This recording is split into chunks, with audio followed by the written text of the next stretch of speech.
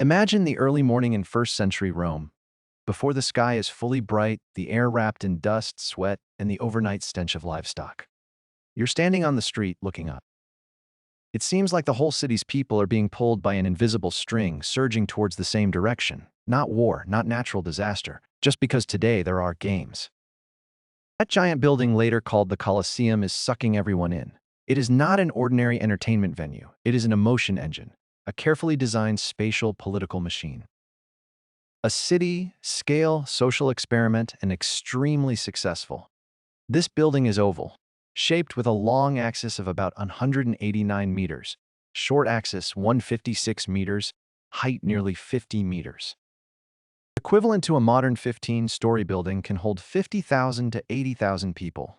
In that era, ordinary Romans had never seen such a large-scale thing in their lifetime. More importantly, it is not just big, it can perform. Wild beasts can suddenly leap out from underground. Scenery can change instantly before your eyes. And it can even be flooded for naval battles. You think you're watching a performance, but the entire space has already surrounded, guided, and controlled you. St. Augustine in his Confessions tells a true story. His friend Alypius swore never to watch gladiatorial fights, considering them depraved. But friends dragged him into the arena. When 50,000 people roared together and blood splashed at that moment, he shouted along. It is not that his morals collapsed, it is the space that transformed the person. The Colosseum solved not cultural needs, but political bombs. First century Rome, population over 1 million, the world's largest city at the time, but it was extremely unstable. 1/4 to 4/10 of adult males had no stable work, squeezed in flammable rental apartments, living on state bread and olive oil rations. If grain ships were late by a day, riots would erupt. Emperor Claudius was once almost dragged from his carriage by mobs because of delayed grain. For any ruler, this was a time bomb ready to explode at any time. The Colosseum was the shell put over this bomb. Where was it built? Right on the site of Nero's Golden House artificial lake. In AD 64, a great fire burned down large worker districts. Nero directly enclosed the land as private property, dug a lake, and built a luxurious palace. That was naked power display. As a result, rebellion broke out. Nero was declared a public enemy. Committed suicide, that lake became a scar of tyranny, still standing in the city center. The new Emperor Vespasian seized the opportunity. He didn't demolish the palace, but first drained the lake and built a public building on the site that would never belong to any individual. An arena that can hold 50,000 people. This was a clever spatial reshuffle, turning the symbol of old power directly into public. Even more ruthless, the funds came from the spoils of the Jewish war, labor from Jewish prisoners. After the enemy was defeated, they had to build the empire's symbol with their own hands. This message is clear: resist Rome, and in the end, even stones have to be moved for it. In AD 80, Titus unveiled it. The opening ceremony lasted 100 days, gladiatorial fights, beast hunts. Free admission, the whole city in revelry. The empire's image instantly rebooted from Nero's private desires to generous imperial power. Now put yourself in the shoes of an ordinary Roman.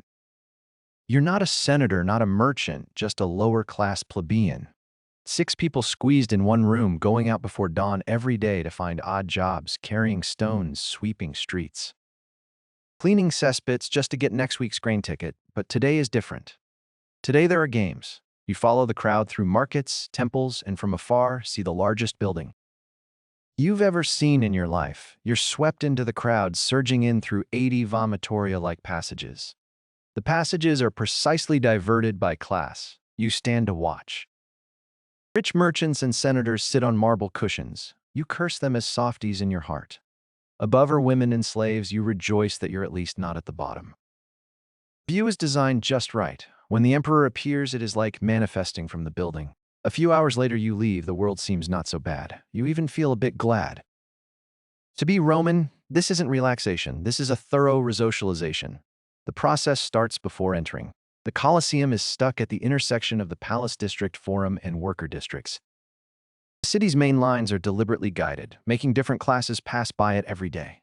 It is built in the low-lying area between 3 hills. You always approach from high ground. And at the last moment, it suddenly fills your view. This is classic spatial psychology. Before watching the games, you've already been instilled with awe, gratitude, and dependence. On the surface, 80 entrances surrounded on all sides, very democratic. Actually, entrances are graded. Emperor and elites have dedicated paths, audiences seated precisely by identity.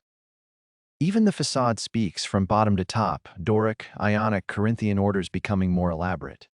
The base is strength, middle is order, top is imperial authority. Social hierarchy directly carved into stone. Romans not only accepted hierarchy, they publicly celebrated it. Laws dictated who wears what, who can marry, who can use purple. Order is proof of the empire's success. Colosseum, while you watch the spectacle, constantly reminds you of your position. The plan is elliptical, not circular. Circles belong to temples, symbolizing eternal harmony. Ellipses belong to humans. Creating tension, two foci make gazes jump between gladiators, audience, emperor, forming narrative rhythm. This is engineered drama. It is the first fully enclosed arena, awnings, enclosures, turning public performances into controllable environments. The real magic is the two underground levels, elevators, pulleys, hidden passages, hundreds of workers operating simultaneously, making beasts and people appear. Suddenly from darkness, you see miracles. What you don't see is the vast logistical system. This is the essence of Rome. The Colosseum is just the visible part. Behind it are roads. Train, waterworks, conquests, it can be replicated. As long as you first build roads, divert water, organize labor, rearrange the city, you can recreate a Rome. Romans used more water per day than many modern cities, all by gravity conveyance. Without these, the Colosseum couldn't even stage naval battles by flooding. But the problem is here. This system must constantly expand. Grain, military pay, public works rely not on local taxes, but war dividends. Once stopped, cracks appear. When money is short, armies still need pay. Grain ships must be on time. More crisis, the grander the performances. Emperors personally enter, madly hold festivals, even devalue currency, execute the rich to maintain the spectacle.